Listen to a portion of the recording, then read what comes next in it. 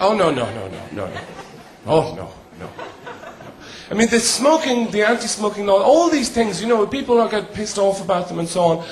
You asked me about it, but you get used to all those things eventually. It's very, very trivial. I got used to these herbal cigarettes, and it's,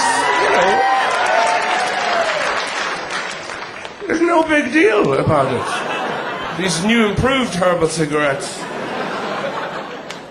that are an amazing replica of the old ones I used to smoke.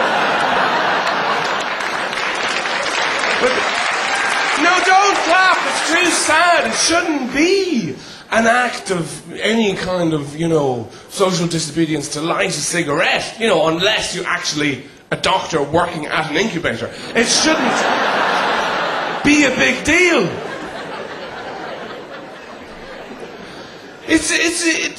To outlaw all this stuff is incredible nannyism, and it's not going to work. I know in a couple of years what will happen is all the government inspectors will all be found dead in ditches covered in cigarette burns. That's what's going to happen. People enjoy what's bad for them, and they always have. Nobody rings up Abracababra or any burger house at 4 in the morning and says, "Have you got any salad? I want a radish. I just, I need one." Heroin does that to you.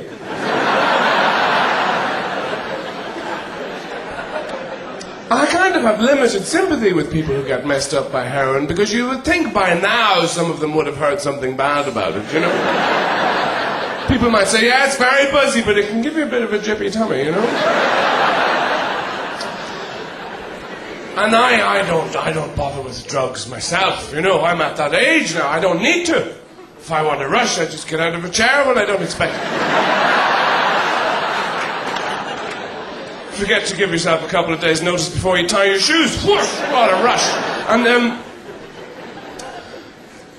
but you do. You like the things that are bad. Everybody does. And people go a bit mad, I think, in a city especially, because it gets very stressful.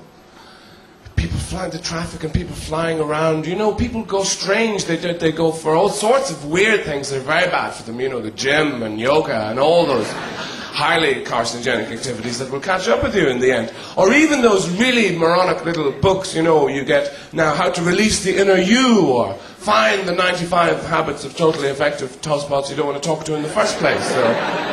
Or Release Your Potential, that's another one. Now that's a very, very dangerous idea. You should stay away from your potential. I mean, that is something you should leave absolutely alone. You'll mess it up. It's potential. Leave it. And anyway, it's like your bank balance. You always have a lot less than you think. You don't look at it. No. Leave it as it's the locked door within yourself.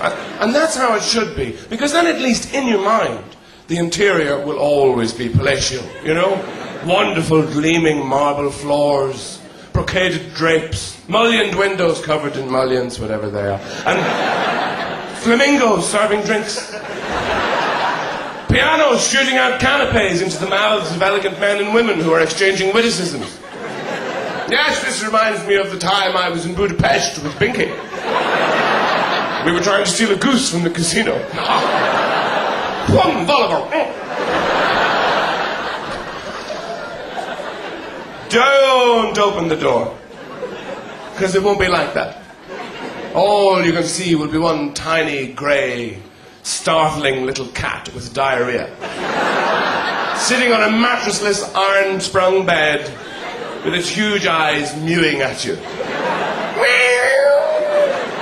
Smoking as well, probably.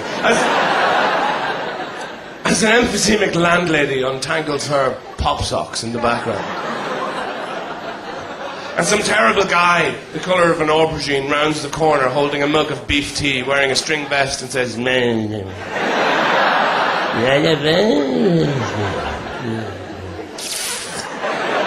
that's your potential. But look at the people who use it, who do actually give it everything, Like great athletes, the Beckhams or Roy Keanes of this world. People charging, running up and down the field, swearing and shouting at each other. Are they happy? No. themselves. Who's happy? You, the fat fucks watching them. With a beer can. Balanced on your ninth belly. Roaring advice of the best athletes in the world. You wanker!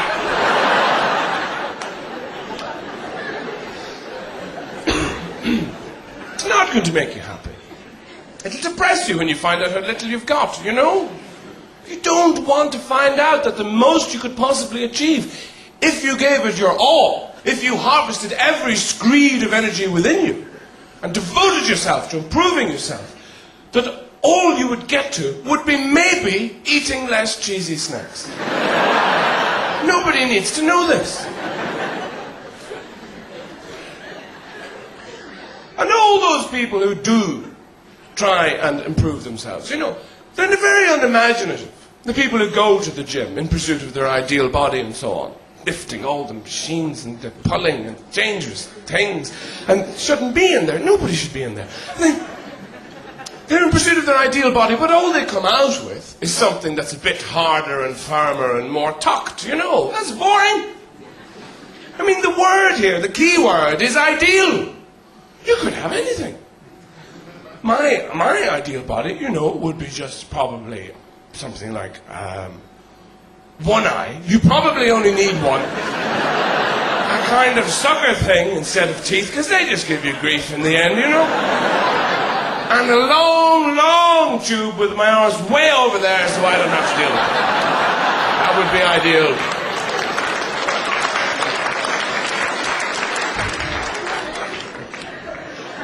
Ashtrays are illegal as well. And,